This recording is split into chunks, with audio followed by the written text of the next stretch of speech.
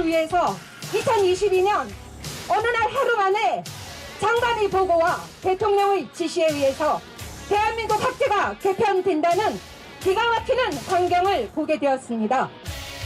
네, 어제입니다. 용산 대통령실 앞에서는 학제 개편안 철회를 요구하면서 교육 관련 단체들의 집회가 열렸는데요. 그 현장의 목소리 들어봤고요. 초등학교 입학 연령 만 5세로 낮추는 방안이 뜬금없이 발표가 되자 반발이 거센 상황인데요. 논란이 커지자 정부는 확정된 안은 아니라면서 진화에 나섰지만 졸속 행정이라는 비판은 피할 길이 없어 보입니다. 교사 출신 의원인 민주당의 강민정 의원과 직접 자세한 이야기 나눠보겠습니다. 의원님 안녕하십니까? 네, 안녕하세요. 자, 의원님 국회의원들 중에 교사 출신 잘 없죠? 잘 없는 게 아니고 72년인가? 예, 우리나라 국회 역사상 그래요? 제가 세 번째 국회 역사상 세 번째라고요? 네, 도정환 의원, 정진 의원 그리고 제 좀 도정환 의원은 또 다른 또 네, 의미도 도정환 있고요. 의원 그런데 이제 컨셉이 문화예술인으로 보여야 되니까. 사실상은 두 분이 두 번째예요. 계시네요. 제가. 이분 지금 21대도 지금 두 분 도정환 의원 지금 네, 도정환 의원 계시긴 예, 하죠. 근데 와. 뭐 문화부 장관 하시고 오셨으니까. 그럼 무엇보다도 관련 있는 얘기고 네. 무엇보다도 가장 잘 알고 있다고 해도 과언이 아니겠네요. 아, 뭐 또 그렇게까지. 자, 그러면 네.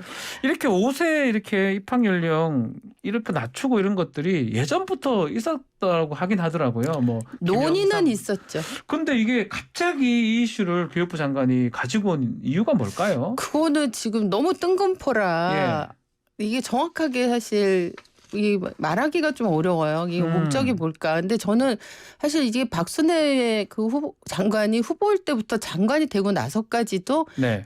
계속 의혹이 여러 가지 의혹들이 제기되고 논란의 중심에 서 있잖아요. 네. 그래서 제가 생각할 때는 저 개인적으로는 이 존재감을 좀 이렇게 확 부각시켜 보고 싶지 좋은 걸로 하지 이게 않았나? 좀 논란이 클 본인이 거라고. 이제 전문가가 아니기 때문에 이게 상당히 뭐가 된다고 저는 판단한 것 같아요. 아하. 그래서 인사청문회를 거치지 않은 장관이 전문성을 전혀 갖추지 못한 후보를 낸 정부의 장관이잖아요. 예. 어느 정도의 파장과 이 국가적인 어떤 사회적 비용을 낭비시키는가에 가장 전형을 보여준 게 아닌가. 저는 그런 생각합니다. 그게 그 말씀하고 좀 연결해 보면 이렇게 얘기를 했어요. 당초 2년 한꺼번에 줄이는 거를 그래도 충격이 클 걸 예상해서 1년을 줄이기로 했다. 이렇게 박순애 장관이 얘기를 했거든요. 그만큼 현장을 잘 모르고 있다. 이 말씀인 거네요. 그렇죠. 이게 진짜 학제를 바꾼다는 예. 거는 사실 뭐 한 달을 늦추든가 당기든가 하는 문제도 다 포함을 해서 이게 가르치는 교육 내용, 교육 과정 전체를 사실 다 바꾸는 거고. 그렇죠. 그다음에 이제 교육 환경도 다 바꿔야 되고 이 아주 종합적인 어떤 변화가 수반돼야 되는 거거든요. 교육 안에서만 봐도. 근데 이게 학제를 바꾸면 사실 이번에 제시된 거에 따르면 졸업 연도가 이제 연령이 달라지잖아요. 그렇죠. 그럼 이게 이제 노동 시장과 고용의 문제나 사회 전반적인 변화까지도 종합적으로 사실 검토해서 결정을 해야 될 굉장히 신중한 문제예요. 그런데 이거를 그냥 질러버렸잖아요. 네. 자, 현재 이 조기 입학이 가능한 거 아닌가요? 지금 법적으로는 가능해요. 하려고 하면 가능한데 정작 부모들이 이것을 선호하진 않죠. 안 하고 있죠. 이게 예. 이제 초중등교육법 13조에 보면은 예. 1년 먼저 보내고 싶으면 가능은 혹은 한데. 1년 늦게 보내는 것도 가능해요. 가능해요? 부모가 선택적으로. 그래서 그거를 법적으로 이게 보장이 됩니다. 이 김영삼 정부 때 법 개정이 이루어졌는데 예. 지금 이제 통계를 쭉 보면은 작년에 42만 명이 이제 1학년 연령대에 해당되어 있는 학생들이었어요. 근데 전체 5세 입학을 선택한 경우가 537명밖에 안 돼요. 42만 명 중에 537명이라고요? 네, 그렇죠. 0. 몇 프로네요. 그렇죠. 0.1도 안 돼. 0.1도 그렇죠. 안 되네. 네, 그렇죠. 그러니까 거의 할 수 있음에도 불구하고 거의 안 한다는 거네요. 그렇죠. 왜냐하면 이제 부모님들도 훨씬 더 예전하고 다르게 이렇게 많이 이게 지식과 정보를 가지고 계시고 깨어 있잖아요. 예. 그래서 아이들의 발달 단계에 대한 고민들을 하시고 어렸을 때는 사실 한 달 차이가 어른들의 한 달 차이하고 비교도 안 되는 정도의 발달의 차이가 나타나잖아요. 그렇죠. 그러니까 예. 조금 이 연령대가 낮은 개월 수가 낮은 우리 아이가 개월 수가 높은 다른 학생들과 한 교실에서 같이 생활하게 될 때 생길 수 있는 여러 가지 부작용 이런 것까지 다 고려를 하기 고려하겠죠. 때문에 요새는 사실 5세 조기 입학은 점점 거의 이제 없어지고 있는 추세거든요. 의원님께서는 이제 교사를 하면서 네. 교사 입장에서는 어떤 거예요? 이게 이제 교육 문제는요. 제일 중요한 게 발달 단계에 맞는 교육 방법과 교육 선생님 내용. 입장에서도 부담스러울 수 있을 것 같아요. 아 그렇죠. 아이들 사실 만 5세 정도까지는 예. 예를 들면 언어 능력이라든가 사회성이라든가 뭐 사고력이라든가 이런 것들이 아직 완성되기 전 단계, 직전 단계라고 보통 봐요. 그렇죠. 그렇기 때문에 이 단계에서 예를 들면 학교를 가면은 교과서 피고 40분 동안 책상에 앉아서 있는 수업을 해야 되는 거잖아요. 이런 집중도나 어떤 이 학습에 기본적으로 갖춰야 될 능력이나 이런 것들 아직 충분히 성숙하지 못한 상태에서 아이들한테 그걸 일종의 강요하는 거죠. 지금. 그렇죠. 예. 교육부의 표면적 이유가 보니까 차별과 격차 해소, 또 1년을 앞당기면 교육이나 돌봄 격차 줄일 수 있고 질 높은 교육을 적기에 공정하게 제공할 수 있다.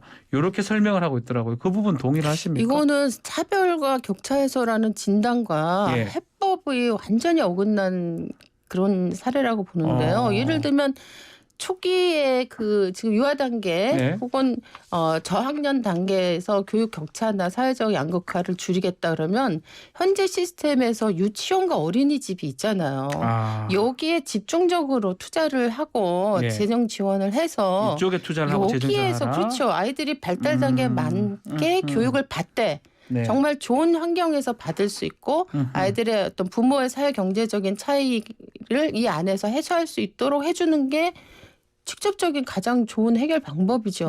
그런데 이거를 이 학교로 말하자면 저는 이제 이런 표현을 썼는데 아이들을 학교로 강제로 우겨 넣어서 학교 시스템 안으로 제가 볼 때는 해결하려고 하는 건 그 비용 최소화의 해결 방법을 찾다가 보니까 이렇게 된 게 아닌가. 근데 그렇게 얘기하긴 했더라고요. 영유아나 그 초등학교 시기에 교육 투자를 빨리 좀 하면 효과가 이 16배, 16배 정도 더 든다라고 박순애 장관이 얘기를 했던 것 같아요. 그거는 일반적으로 맞는 말이죠. 맞는 어릴수록 예. 우리가 충분히 지원받으면 그 아이들의 성장이 되게 안정적으로 이루어질 수 있는 기초가 닦이는 거잖아요. 그건 맞는데 그것과 그게 꼭 학교 조기 입학 연령 제도를 도입해야 되는 것과는 전혀 다른 문제죠. 네. 그러니까 어릴 때 투자를 국가가 많이 해야 된다. 맞습니다. 그러면 유치원과 지금 어린이집 단계에 해라는 거지. 집중적으로 재정 투입을 하십시오. 정부는. 예. 이게 맞는 거라고 봐요. 맞벌이 가정 같은 경우는 돌봄이 1년 당겨지는 거잖아요. 그렇죠. 1년 빨리 보내면 그만큼 좀 어려워질 수 있다. 이런 얘기도 있잖아요. 그렇죠. 지금 사실 맞벌이 부부 같은 경우 네. 오히려 어린이집 유치원 단계는 선택적이지만 종일 돌봄이 가능하잖아요. 하루 돌봄을 그런데 해주니까. 초등학교 1학년들이 딱 진학을 하게 될 때 부모님들이 엄청 어려움을 더 겪게 되거든요. 부담스러울 수 왜냐하면 있겠죠. 학교 시간이 너무 짧기 때문에 그렇죠. 그 예. 이후에 이제 이 돌봄 문제 해결이 되게 심각한 부담이 되고 있는데 제가 어제 그 박순애 장관이 뭐 그거 해결할 수 있다. 저녁 8시까지 봐줄 거다. 그러니까 돌봄 교사 얘기하던데 그거 가능합니까? 어떻습니까? 아니 그러니까 제가 볼 때 현재도 지금 있는 학생들도 지금 학교에 온정일 돌봄이라고 있는데 이게 지금 경쟁률이 너무 세서 아이들이 다 소화가 안 되기 때문에 결국 어쩔 수 없이 학원으로 뺑뺑이를 그 7살, 8살 아이들 뺑뺑이를 돌리고 있는 게 현실이거든요. 네. 근데 도대체 무슨 근거로 어떻게 8시까지 학교에서 1, 2학년 전체를 돌보겠다고 장담하는지 저는 그것도 우습고 더 중요한 문제는 과연 8살, 7살, 8살짜리 아이들을 아침에 학교 가서 밤 8시까지 학교에 두는 게 맞느냐. 이게 교육적으로 바람직한 것이냐. 이런 문제에 대해서도 저는 너무 그 부분에 대해서 사실 어제 얘기 듣고 경악스러웠습니다. 이 사람은 정말 교육 교육과 아이들의 성장에 대해서는 1도 모르는 사람이구나. 약간 행정학자 출신이라서 좀 그런 것도 있을까요? 어떻게 보십니까? 그럴 수 있죠. 그러니까 이게 정말 전문 교육에 대한 고민을 한 번도 안 해본 사람이라는 게 이번 정책을 통해서 너무 극명하게 드러난 것 같아요. 그러다 보니까 이런 얘기도 있어요. 부인은 하긴 했지만 저출산 고령화 대책으로 입직 연령을 낮추는 거잖아요. 1년 일찍 들어가면 그런 얘기 아닌가라는 또 일각의 시각도 있어요. 추정으로 처음에 발표됐을 교육보다는 때 약간 행정적인 아니면 약간 비용 경제적인 경제적인 어떤 사회 경제적인 필요를 해소하기 위한 방안으로 교육을 수단화한다. 근데 사실 그런 저는 의혹을 받을 만한 게 그 윤석열 대통령이 왜 교육부는 경제부처라고 생각해라. 그리고 반도체 인력 이거 교육을 통해서 만들어내지 못하면 교육부 없어져도 좋다. 막 이런 식으로 막 극단적인 얘기를 했잖아요. 사실은 거기서 아주 정확하게 드러난 게 교육을 교육으로 안 보고 이 경제 어떤 종속 변수로 보는 수단으로 보는 이런 게 굉장히 잘 드러난 케이스거든요. 그런 윤석열 대통령의 발언도. 그 연장선상에서 박순애 장관이 발표한 5세 조기 입학도 같이 서 있다고 볼 혐의가 되게 농후하죠. 그렇군요. 네. 자, OECD 국가 중에 만 5세 입학하는 나라가 몇 나라 정도 되나요? OECD 38개국 중에 만 5세 입학하는 나라가 영국, 아일랜드, 호주, 뉴질랜드 이렇게 해서 4개 나라고 4개나라밖에 안 되군요. 34개 나머지 34개 나라는 6세 혹은 7세. 7세도 있어요. 7세도 있어요. 네, 네. 제가 알기로는 핀란드가 7세라고 핀란드, 알고 있어요. 스웨덴 이런 나라들이 그 북부 유럽이 교육을 되게 잘한다고 하는데 7세인 것도 참 놀랍네요. 그렇죠. 자, 정부의 추진 의지가 강하다고 하더라도 이 학제 개편 결국 법을 바꿔야 되는 거잖아요.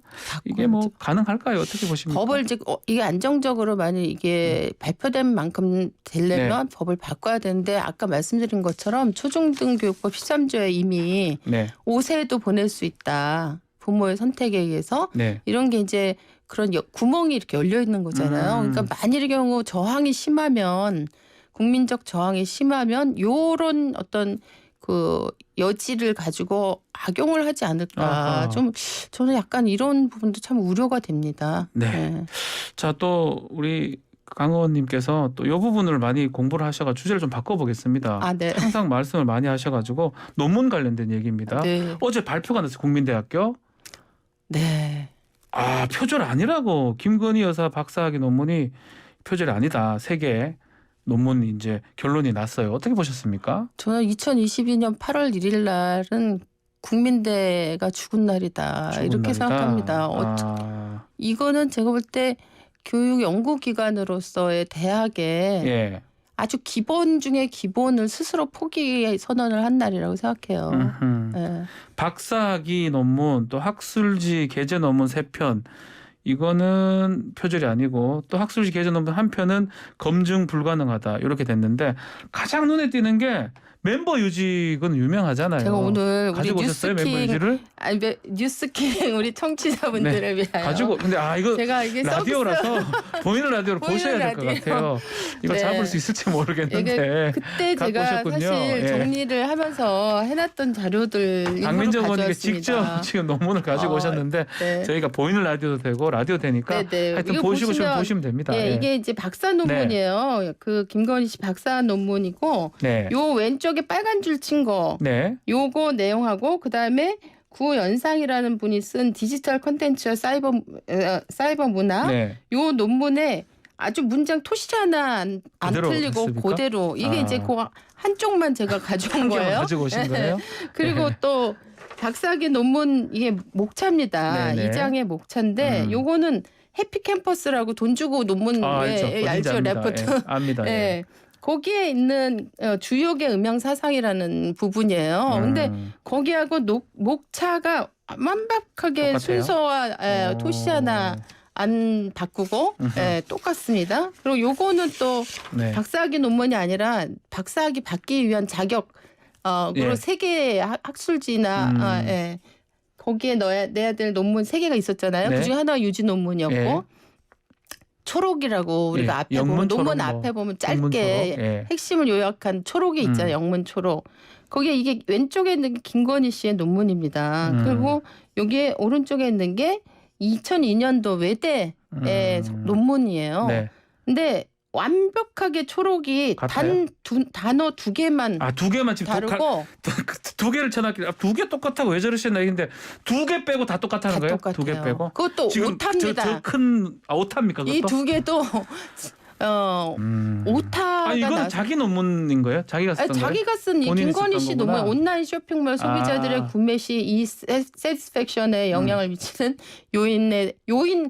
요인 대한 연구예요. 이 제목 보면요. 김건희 씨 논문의 4개의 제목을 다 예. 보면 어떻게 이렇게 쓸 수 있을까 싶은데 제목 얘기 나왔으니까 제목만 또 서비스를 네. 하면 하나만 더 알려주십시오. 예, 여기 보세요. 이 제목입니다. 관상궁합 아바타를 개발을 중심으로. 네. 이게 말이 됩니까? 아바타겠죠. 르자를 빼는 게 맞지 싶은데. 그죠. 예. 그리고 유지라고 하는 것도 사실 제목에 예. 있는 거잖아요. 그러니까 이런 식으로 사실은 논문 4개가 작성이 됐어요. 그런데 이거를 뭐 대한민국의 그 진짜 역사가 오래된 이 국민대는 사실 신익희 선생의 해공 정신은 신익희 선생님이 만드신 거죠. 있는 예. 그런 대학에서 이거 왜 이렇게 검증했는데 결론이 날 수가 있는 겁니까? 제가 볼 보면 때는 지금 말씀대로라면 뭐 그게 큰 노력이 들을 거야 아닌 것 그러니까 같은데. 대학으로서의 자기 어떤 명예를 선택할 것이냐, 자기의 무슨 정치적 개인적 어떤 안위를 선택할 것인가, 저는 이런 고민에 국민대가 빠졌다고 봅니다. 그래서 뭐 누구 눈치 봐야 될 사람, 확실한 사람이 있었던 거죠. 네. 교육부 감사 결과는 국민대 논문 심사 허술했다. 그렇게 났었던 거잖아요. 그래서 재조사를 하게 한 거죠. 한 건데도 그 방침이나 그 지침과 달리 판단이 된 건데 그거는 어쩔 수 없는 저는 것이다. 앞으로 국민대가 예. 버텨낼 수 있을까 아하. 싶습니다. 예. 사실. 네. 박순애 장관도 지금 논문 표절 의혹을 받고 있는 것 같아요. 심하죠. 심한 겁니까? 네, 지난번에 대정부 질문에서 예. 굉장히 낯빛 하나 안 바꾸고 정말 네. 너무나 천연덕스럽게 다 거짓말을 했습니다. 이게 일요일날 MBC 스트레이트에서 정확하게 다 네. 거짓말이었다는 게 증거로 네. 다 확인이 됐거든요. 네. 그러니까 이분의 특징은 뭐냐면 이 김건희 씨 같은 경우 다른 사람의 논문이나 아니면 디지털 뭐 신문, 전자신문이나 아니면 아까 얘기한 논문, 돈 주고 사는 논문 이런 데서 이제 띄어다가 짜집기해서 붙이는 식의 남의 걸 표절했다면 박순애 씨는 자기가 썼던 논문을 통으로 재활용하는 그것도 이런 걸 표절입니다. 그래서 사골 예. 표절이라고. 그것도 표절이죠. 예. 예. 그렇죠. 자기 예. 표절이죠. 예, 자기 예. 표절이죠. 그런 전형적인 또 이 논문 형태를 표절 형태를 또 전문으로 하셨던 혹시 분이더라고요. 국회에서 이런 논문 표절 관련해서 뭐 김건희 여사나 아니면 박순애 장관 어떻게 대책 같은 게 있을까요?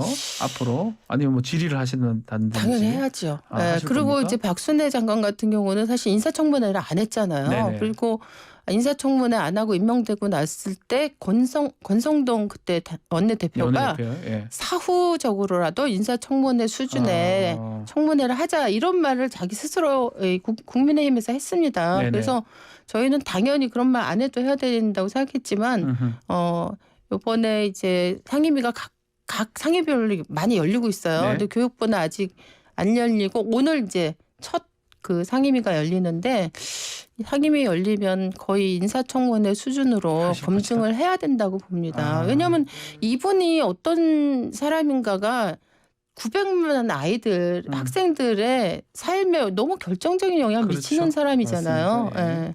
검증이 꼭 필요할 것이다라고 말씀 주셨습니다. 자, 오늘 시간이 좀 다 돼서 그래요? 여기서 마무리 짓고 다음에 또다시 모시도록 하겠습니다. 네. 감사합니다. 네, 감사합니다. 더불어민주당 강민정 의원과 말씀 나눴습니다.